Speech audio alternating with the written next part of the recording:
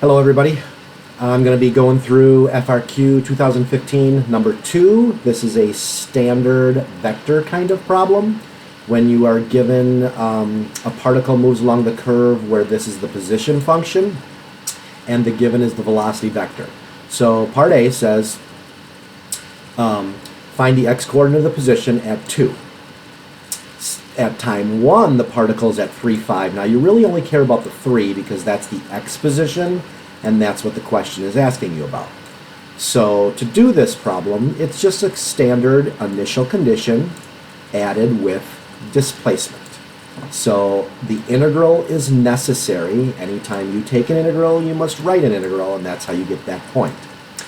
Now a lot of students forget the initial condition. That's why the graders thought this was a very important point, and they added an extra point for just remembering to add the 3.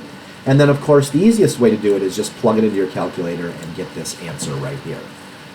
You kind of really need to do it that way because there's no other way to integrate this unless you're looking up different properties or using conversions with a trig identity of some sort. So here's the answer number 1, 3 points, or part A, I should say, of number 2. And then for part B, it says there's a point on the curve at which the line tangent to the curve has a slope of 2. So as soon as I read this, I read tangent line slope, tangent line slope. So how do we do a velocity vector tangent line slope? And then the question is, what time is the object at that point? So to get the slope of a tangent line in a vector, it's dy dt over dx dt. So in that case, I'm just putting my given dy dt on the top and dx dt on the bottom. And that's my first point for the slope in terms of t.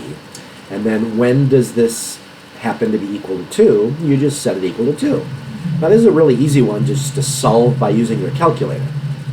So I would probably plug this left side into my graphing calculator as f1 of x and plug 2 in as f2 of x and just do the intersection. So the answer is really the only thing you need. Anytime you do an intersection or a 0 in your calculator, you should probably write the equation, but in terms of the point value, it's not an extra point for that, but it's a good habit to get into. Moving on to part C. C says, find the time at which the speed of the particle is 3. So as you're going through this entire vector problem, you're really probably thinking to yourself, God, this is a lot of memorization, and it is.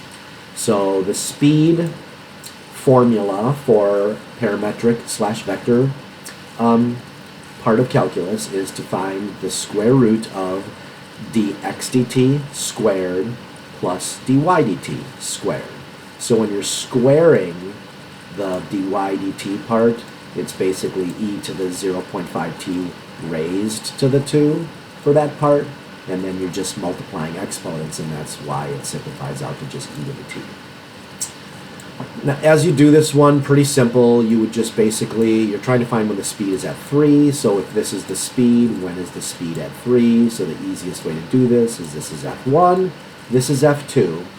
And of course, if you really wanted to, you could bring the 3 over to the other side here and set it equal to 0 and calculate a 0, but it's probably easiest just to put these in as f1 and f2 and find their intersection.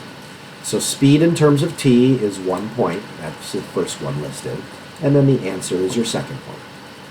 And then as we move ahead to the last part, part D, find the total distance traveled of the particle. That's another memorized item. So if you look at all this in total here, this part I just copied from the Stuff You Must Know code sheet.